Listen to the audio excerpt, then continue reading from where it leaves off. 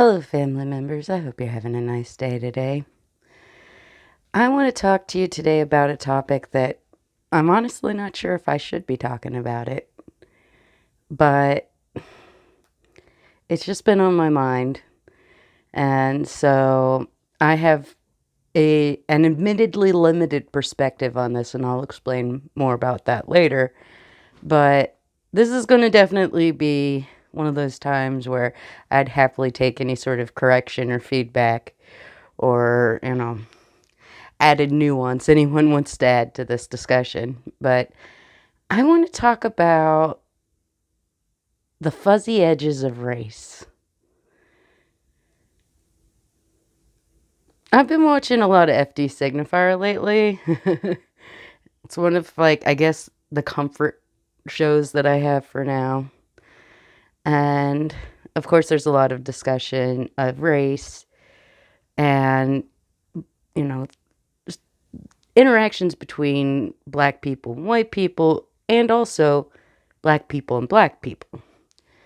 And, one thing that people tend to forget is that black people are not in any way a monolith, and that, everybody is different, no matter what their perceived race is, right?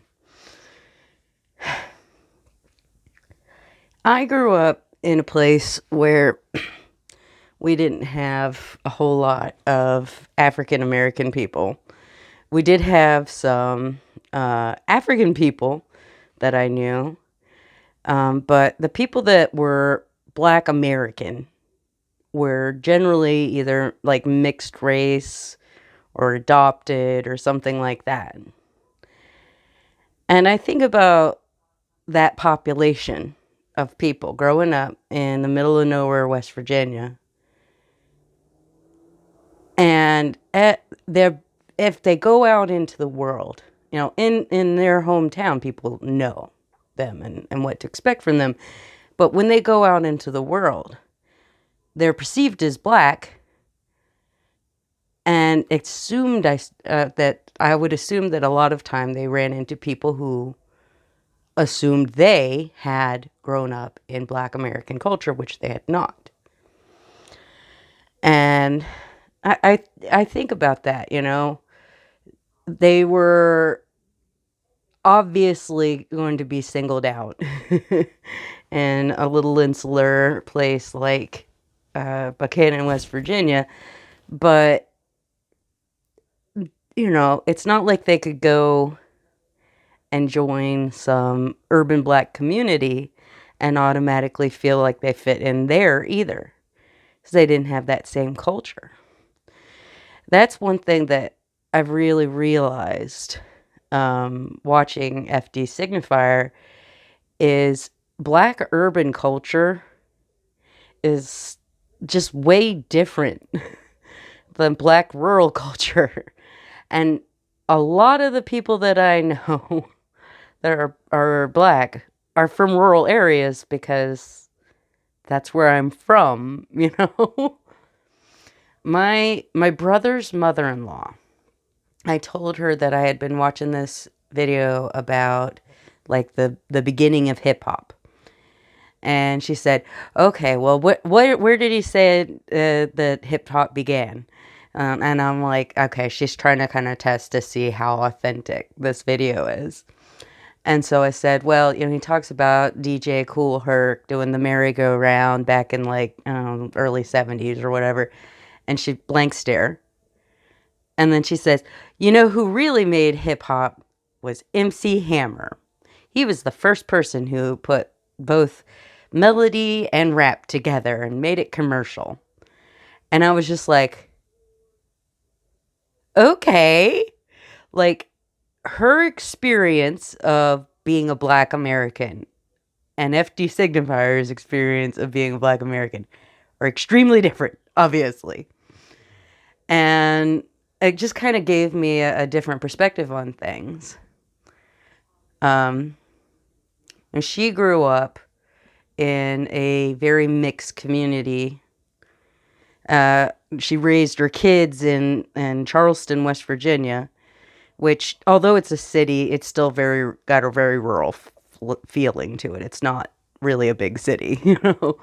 Like, Charleston, West Virginia is such a small city that even though it's the state capital of West Virginia, when people say Charleston, they still think of South Carolina, not us. So there you go. And so my sister-in-law, you know, grew up as a black girl in a neighborhood with other black people, but also white people. And I don't think that she ever felt, you know, that race and racism was a large part of her childhood.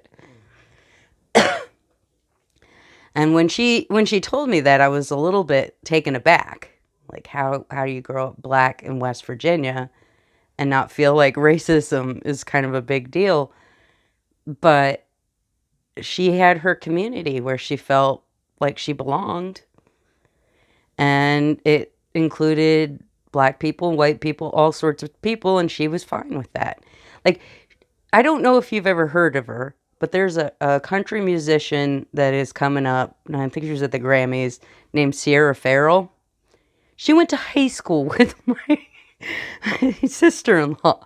Like, that's the sort of thing that happened in her school, is you had, like, those kind of people and those kind of people, all sorts of different kinds of people all mixed together.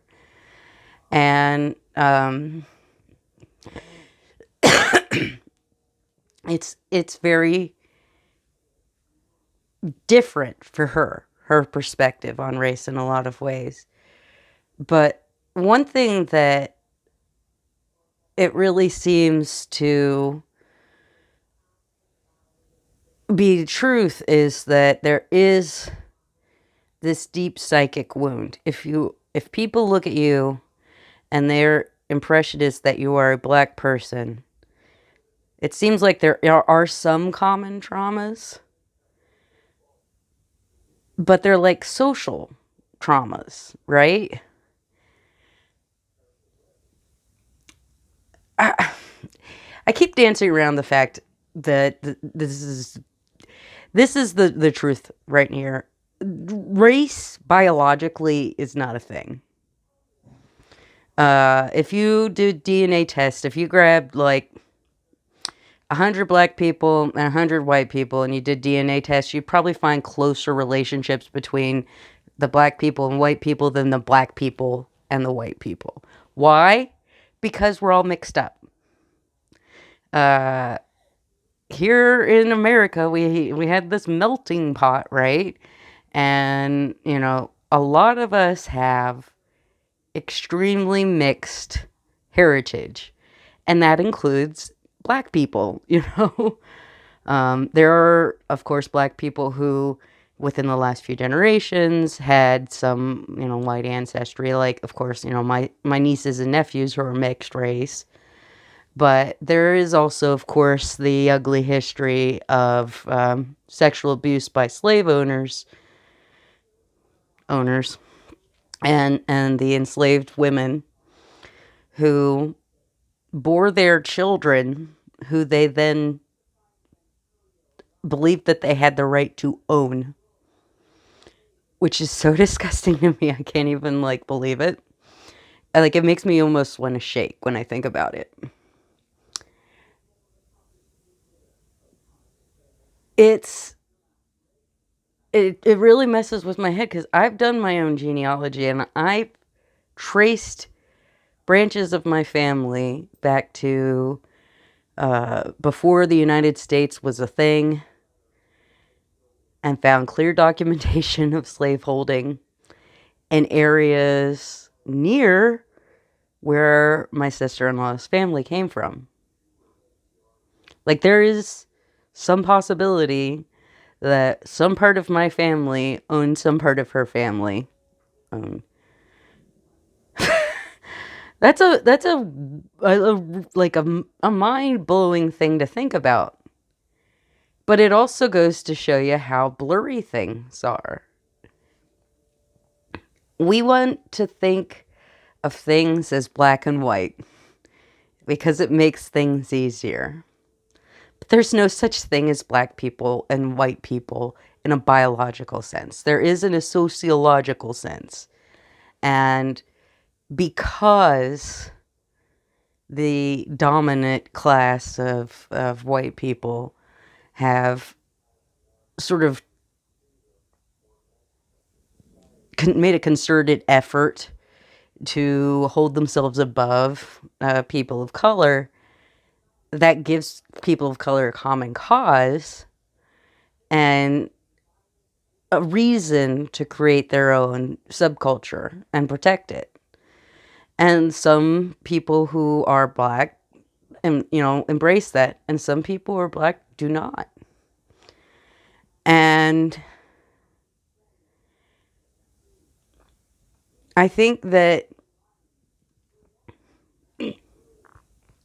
it can be really easy for white people to forget that if they know black people and are basing their ideas about systemic racism or the lack thereof or whatever on the black people that they know,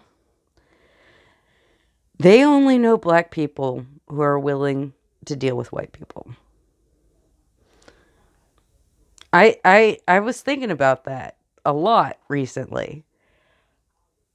I only get to hear from the voices of black people who are willing to share their experience with white people.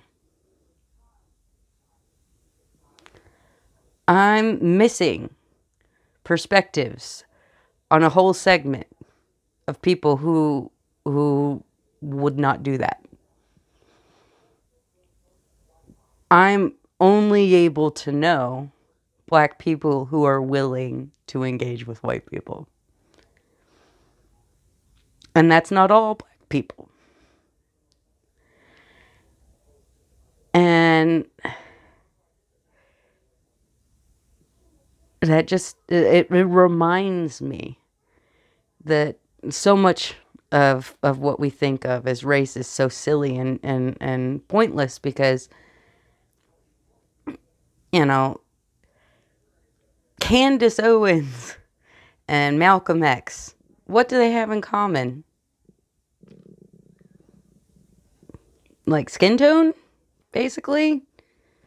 Well, that's not much. I mean, you could say I have the same skin tone as like Britney Spears, but I don't think I'm going to be dancing on stage anytime soon. Oh my gosh. Like, it's just absurd. It's absolutely absurd for us to expect there to be differences between people based on just how they look. And I don't know, it's got to be really tragic to be a transracial child. Transracial is a term that people either haven't heard of, or if they have heard of it, they don't understand what it means. Transracial people are people who were raised by parents of a different perceived race than them. So that would be like a Chinese child that was adopted by two white parents, or you know, a foster kid raised in a black household that's Hispanic or something, like that. It's people who have a phenotype, a physical appearance that would make people assume they have one cultural upbringing that they do not have. And then, of course, when you go, that's one thing in childhood. But when you go out into the world as an adult, if you leave your little space, you're going to have to deal with that contradiction between what people think about you and the reality of you. And I think that with a lot of people who are famous for being like conservative and black, I think that there's like a resentment there, like You can't tell me how to be black. You can't tell me what being black means. And never really necessarily examining what they think black means. You know?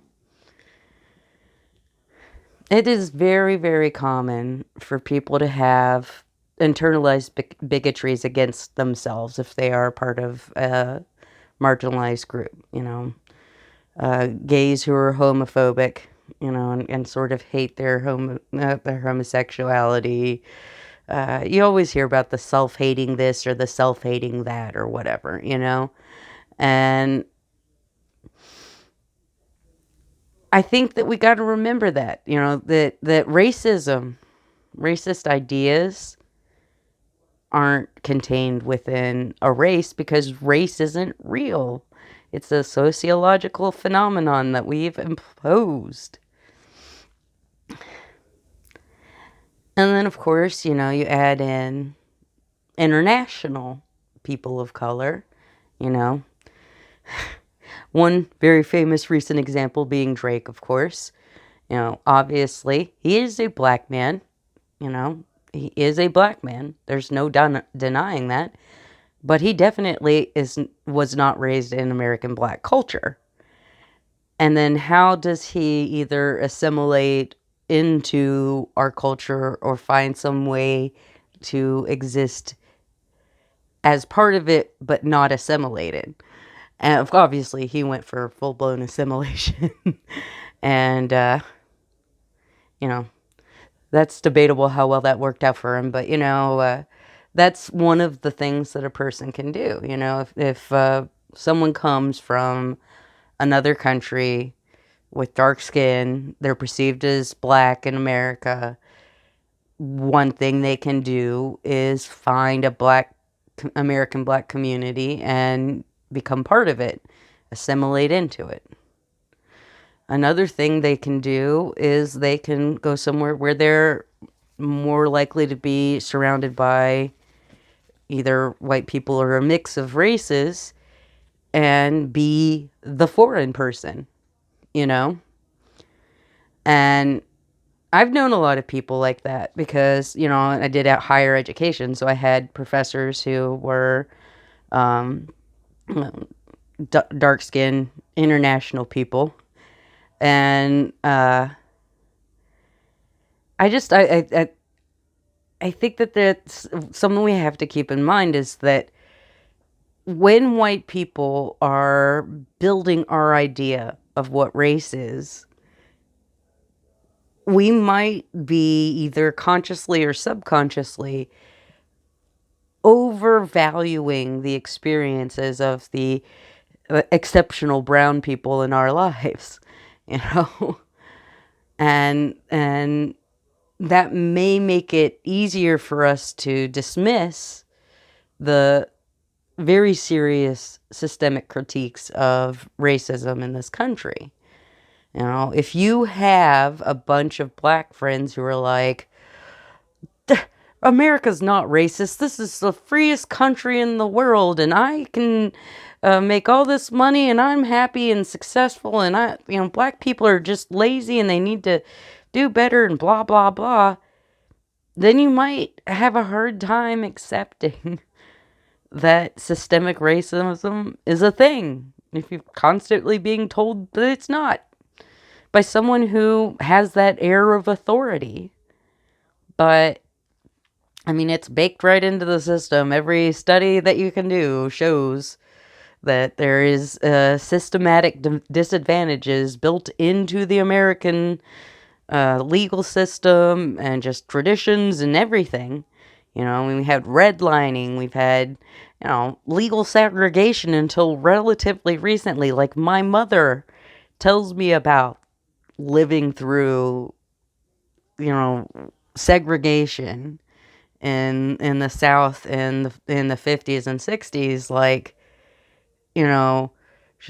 there's a theater in downtown Cocoa Village, and I've gone to plays there, and she'd be like, Yeah, and then the white people would come in here, and then the black people had to go around the corner and go up. And I'm like, what the? That's so bizarre to me, you know?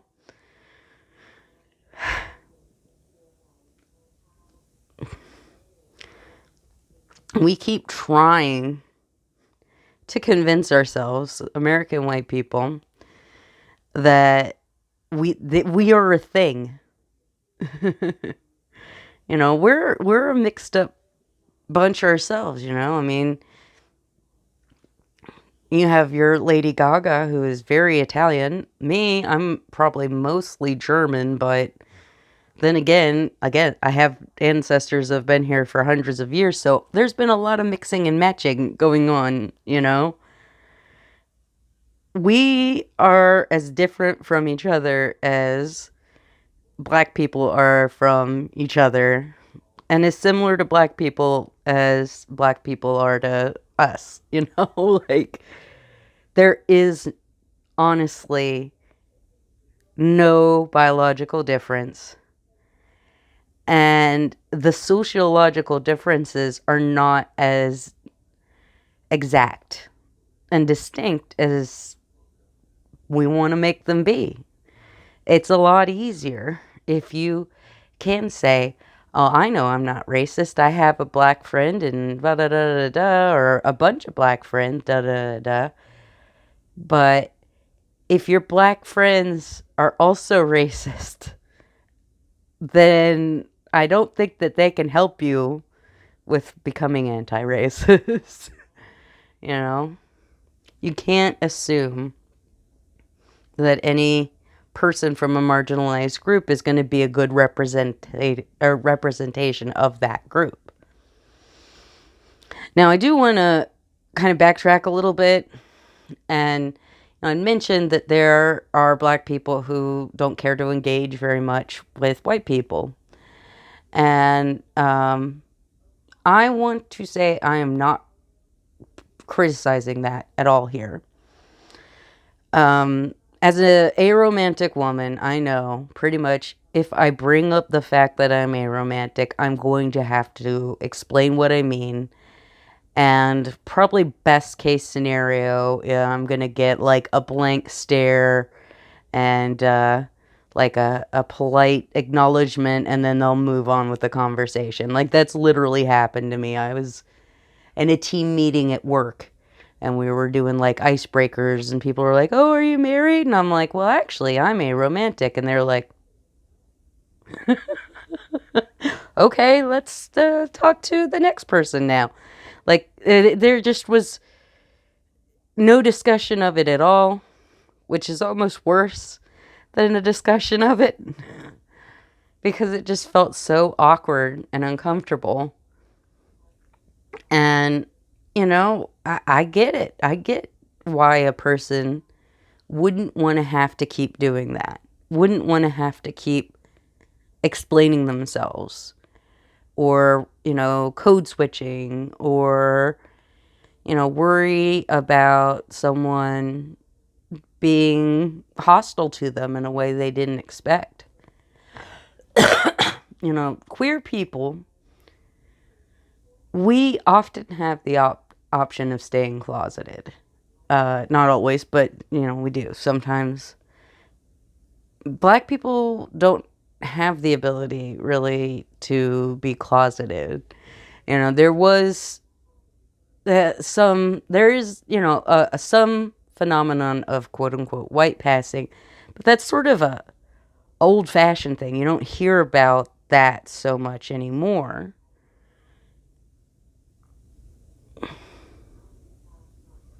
And I wonder why that is, you know? Maybe it's more shameful now. Maybe it's less understandable. And there used to be movies and things made like that, 100 years ago, about exploring the idea of black people who, to not have a better way to put it, sort of kept themselves in the closet by, letting people believe that they didn't have any black ancestry. But it's, I think, kind of taboo. I think it's a very awkward thing for people to think about, because the idea of race as being something that's mutable, changeable, fluid, not necessarily black and white, makes people uncomfortable. I know a lot of mixed race kids.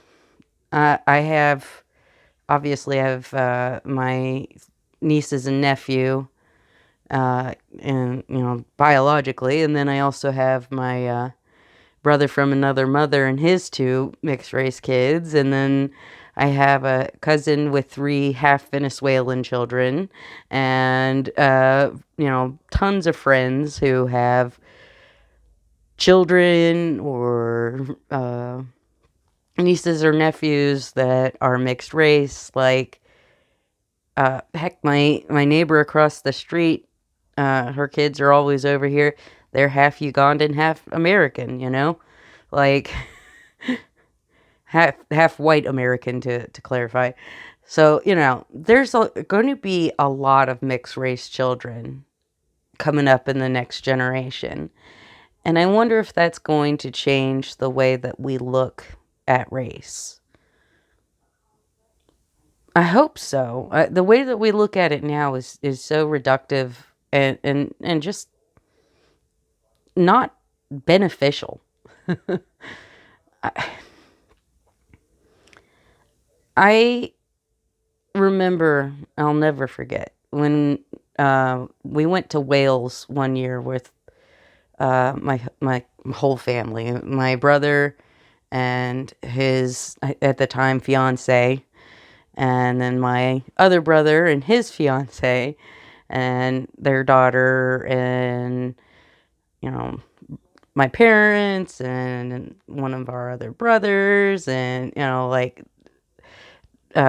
just, it was a lovely trip. There was all of us there, a mix of English people, Americans, and of the Americans, one was black and the rest were white, and then some Zimbabwean people who had lived in Britain for a long time. So, it was an interesting mix of people. And we were in Wales on the 4th of July, and it was kind of neat. But one of the other things that happened while we were in Wales was Philando Castile. And I remember what my sister-in-law looked like, how she reacted. There she was, on a whole nother continent, so far away from her family, with her fiance's family, people she didn't necessarily know that well, watching this, and it broke her down. The coverage of it was the British coverage. We were watching the TV that was available to us in Wales. And it was interesting to see how it was covered over there versus how things are covered here. But more than anything, I just saw how much it personally affected her.